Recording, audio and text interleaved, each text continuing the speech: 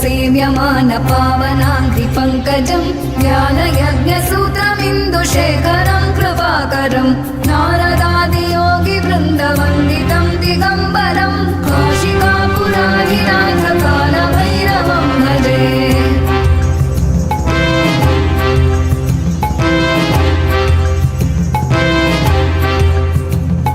भानुकोटिभास्वरं भवाब्धितारकं परं नीलकण्ठमीप्सितार्थदायकं त्रिलोचनं कालकालमम्बुजाक्षमक्षशूलमक्षरं काशिकापुराधिनाथकालभैरवं भजे।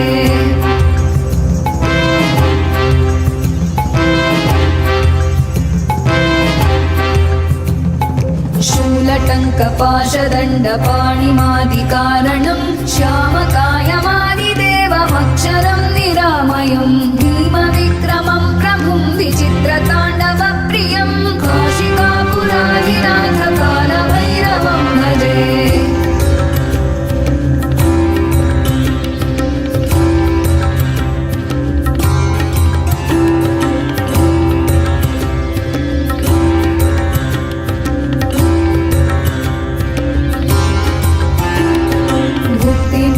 दायकं प्रशस्तचारुविग्रहं भक्तवत्सलं स्थितं समस्तलोकविग्रहं विनिक्मणं मनोज्ञहेम किङ्किणीलसत्कटिं काशिकापुराधिनाथकालभैरवं भजे।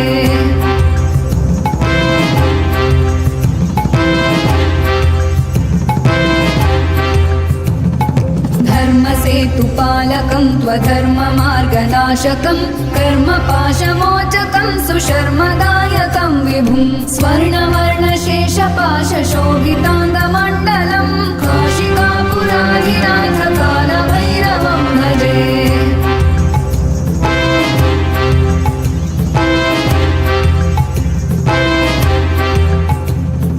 रत्नपादुका प्रभाभिरामपादयुग्मकं नित्यमद्वितीयमिष्टदैवतं निरञ्जनं मृत्युदर्पनाशनं करालदंष्ट्रमोक्षणं काशिकापुराधिनाथकालभैरवं भजे।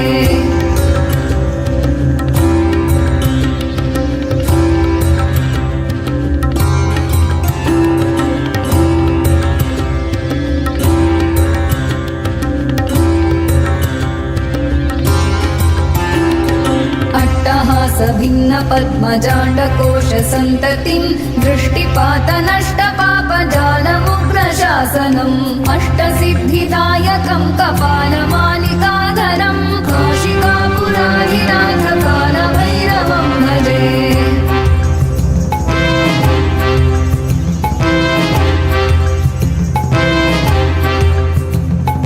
भूतसङ्घनायकं विशालकीर्तिदायकं काशीवासलोकपुण्यपापशोधकं विभुं नीतिमार्गकोविदं पुरातनं जगत्पतिं काशिकापुराधिनाथकालभैरवं भजे।